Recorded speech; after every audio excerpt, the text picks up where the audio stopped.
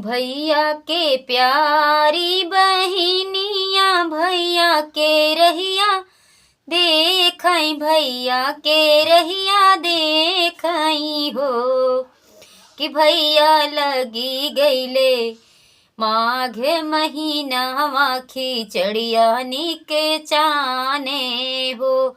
कि भैया लगी गईले माघ महीनावा खिचड़िया निके चाने हो। माई मोरी बान्हले डूततिला वतिला मना ततिला वतिला मना हो।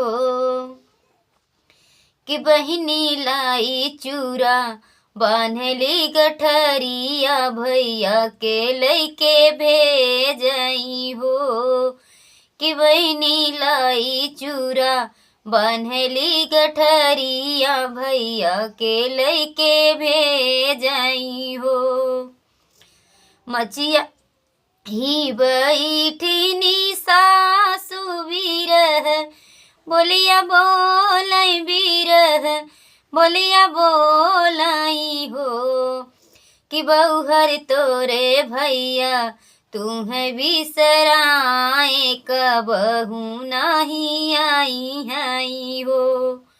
कि बहुहर तोरे भैया तुम्हें बिसराए तुम्हें कबहू नहीं आई आई हो। ठमकत आवैये के घोड़ावा गठ रील दलया वै गठ रील दलया वै हो। कि बहिनी घोड़े पीठी भैया सवार बहिनी के बोलावई हो। कि बहिनी घोड़े पीठी कि रामा घोड़े पीठी भैया सवार बहिने के बुलावई हो। तुही मोरी सासु से सासु तो होई ठकुराइन तो होई ठकुराइनी हो। कि सासु मोरे भैया लाए खिचड़िया गठरिया उठी खोलाऊं हो। कि सासु मोरे भैया लाए गठरिया खिचड़िया उठी खोलाऊं हो।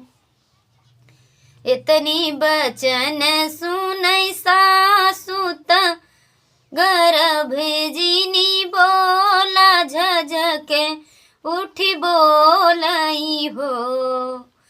कि बहुहर तोहरे नैहर आइले खिचड़िया गठरिया तू ही खोलाऊं हो। कि बहुहर तोहरे नैहर आइले खिचड़िया गठरिया तू ही खोलाऊं हो। बोल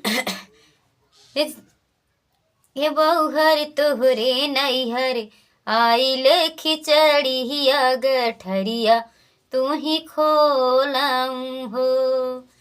भैया के बहिनी के प्यारे भैया बहिने घर आए बहिनी घर आए नी हो। कि भैया बैठौना रतुली पलंगिया लडुई अखियाई बेहो। कि भैया बैठौना रतुली पलंगिया लडुइया हम खियाई बेहो।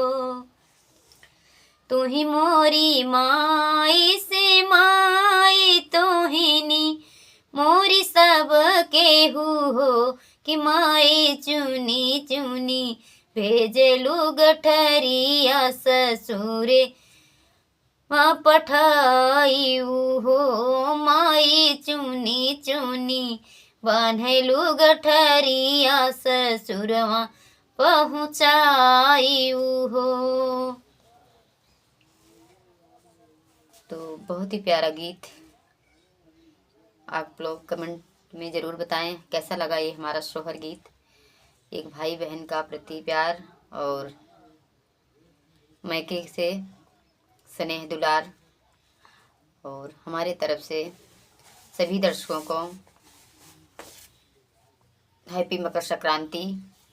और जो भी दर्शक हमारे जुड़े हुए हैं सभी को बहुत बहुत धन्यवाद और हैप्पी मकर संक्रांति। और जो नहीं जुड़े हैं वो भी हमारे चैनल को सब्सक्राइब करें और हमारा सपोर्ट करें, और कमेंट के माध्यम से ज़रूर बताएं कि कैसा लगा हमारा गीत।